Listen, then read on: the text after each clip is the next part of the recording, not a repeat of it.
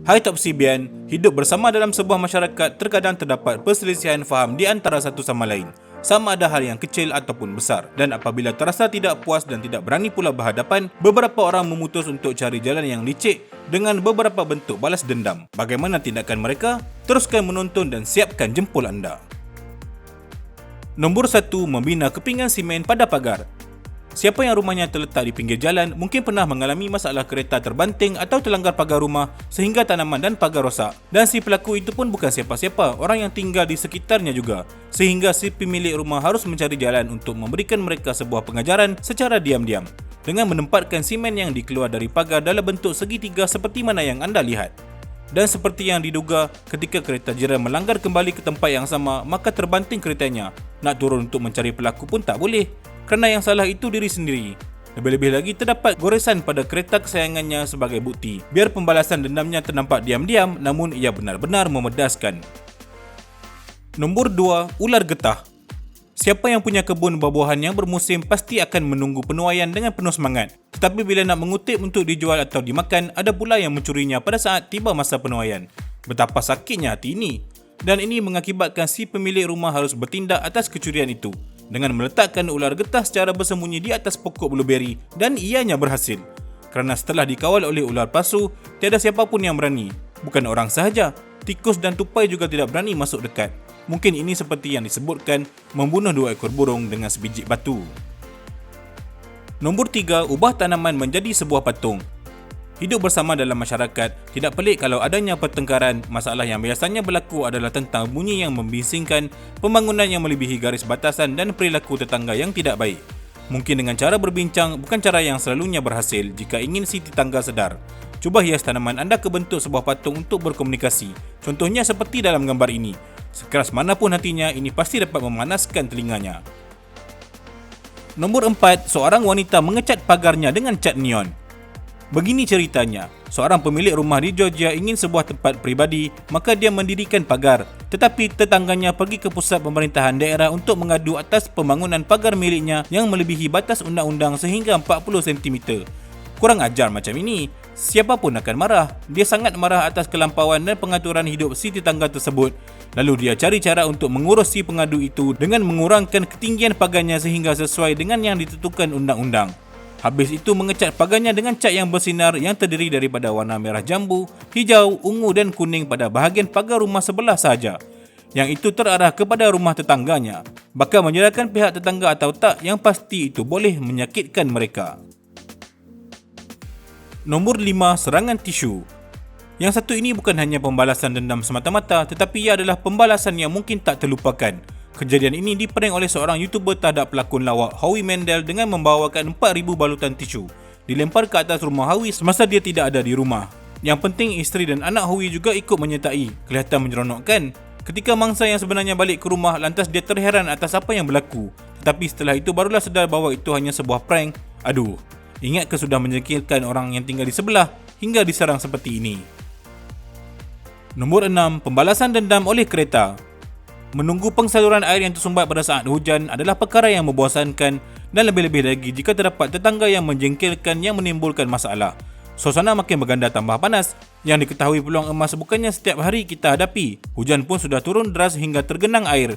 Sudah tiba masa yang sesuai ketika tetangga sedang berjalan di pinggir jalan. Pemilik kereta ini langsung mengarahkan keretanya ke dalam genangan air dan zoom! Terbentur hingga terpercik air ke arah mereka semua. Tetapi jangan sampai tertangkap siapa pelakunya. Mungkin buat kali yang ke depan bakal dibalas kembali. Nombor 7. Pesan kacau dari tetangga. Bertetangga dengan bekas kekasih kadang-kadang tak perlu berpindah lari, tapi berpura-pura diam juga merasa sulit. Sehingga seorang wanita memutuskan untuk berbalas dendam sehingga teringat selama-lamanya. Dengan membongkarkan barang-barang kenangan baik lalu dibuang di depan rumah biar terlihat kotor. Serta menyembur cat ke atas kereta, mengumumkan kesalahan pemilik rumah ini yang sudah menghancurkan cintanya. Masalah sebesar ini, nak terkejut atau marah dulu ya?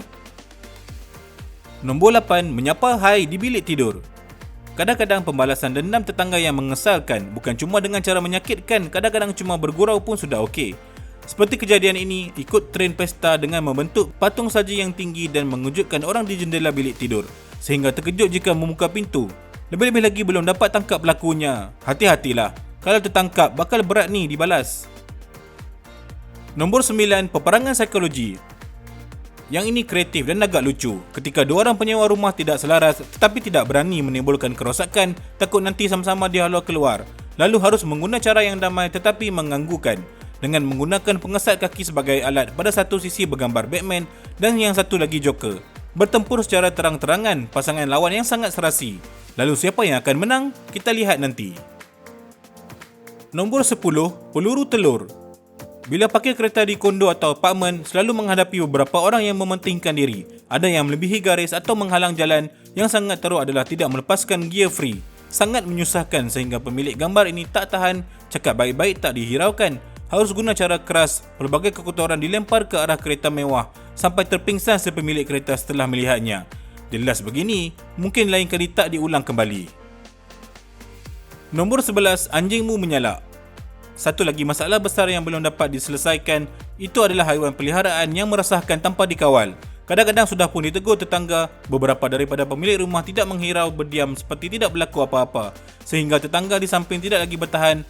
Cara yang mudah tapi diketahui seluruh kampung dengan menulis di pintu, anjingmu suka menyalak. Dan ditulisnya secara berulang-ulang.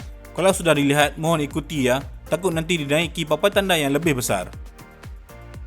Nombor 12, kereta yang dipenuhi pita pelekat. Kisah ini buat pelajaran bagi yang suka melebihi garisan parkir. Kalau tak akan dilakukan seperti pemilik kereta ini yang sudah parkir kereta melebihi garisan.